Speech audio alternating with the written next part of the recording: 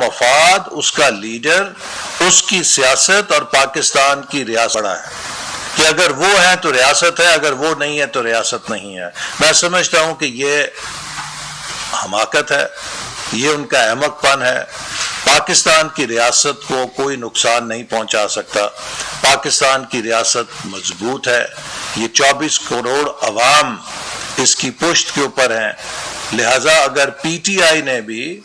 اپنے مستقبل کو محفوظ کرنا ہے تو اسے اپنا طرز عمل تبدیل کرنا ہوگا۔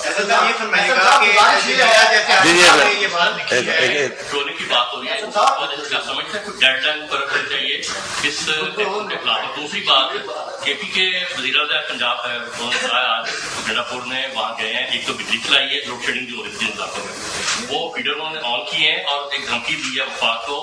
کہ اگر میرے 16 روپے ایک 2-4 روز میں ادا نہ کیے گئے تو آئی ایم ایف کو خط لکھیں گے یا جو بات کریں گے۔ دیکھیے، میں یہی بات کہہ رہا ہوں کہ پی ٹی آئی کا جو طرز عمل ہے وہ اس وقت ریاست کے جو چلانے کے اصول ہیں ان سے متصادم ہو رہا ہے۔ وہ یوں لگتا ہے کہ وہ ریاست کے اندر ایک انارکی کو ہوا دے رہے ہیں، وہ ریاست کے اندر ایک افراتفری کو ہوا دینا چاہتے ہیں۔ ان کو اس بات کی اجازت نہیں دی جائے گی، چونکہ پاکستان کی ریاست 24 کروڑ عوام کی امانت ہے، اور البتہ جو گنڈا پور صاحب سے میٹنگز میں ملاقات ہوئی، میں سمجھتا ہوں کہ اس میں تو انہوں نے بہت ذمہ داری کی گفتگو کی، لیکن عوام میں جا کر اس طرح کے بیانات سے جذبات کو ہوا دینا ایک لیڈرشپ کا شیوا نہیں ہے۔ لیڈرشپ کا کام ہوتا ہے کہ وہ عوام کو گائیڈ کرتی ہے۔ تو میں سمجھتا ہوں کہ علی امین گنڈا پور صاحب اگر وزیر اعلیٰ ہیں ایک صوبے کے، ان پر بڑی ذمہ داری ہے، وہ بجائے اس کے کہ ملک کے اندر انارکی کو ہوا دیں، ان کا فرض ہے کہ وہ ملک کے اندر استحکام کے لیے کام کریں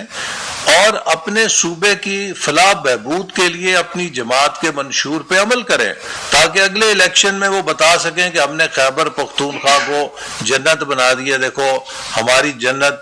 کو دیکھ کر باقی ملک میں بھی ہمیں ووٹ دو۔ لیکن جب آپ کا پروگرام ہی کوئی نہیں ہے، یعنی کہ آپ کو جب بھی پوچھا جائے کہ آپ کی کیا سیاست ہے، اس کو نہیں چھوڑوں گا، اس کو نہیں چھوڑوں گا، فلانا چور فلانا ڈاکو، بھئی یہ بتائیں کہ آپ نے کرنا کیا ہے۔ تو منفی سیاست کے ساتھ تو آپ ملک کی خدمت نہیں کر سکتے، اپنے آپ کو کسی مثبت بیانیے میں لائیں، یہ سوچیں کہ ہم سب نے اس ملک کو لے کر آگے چلنا ہے،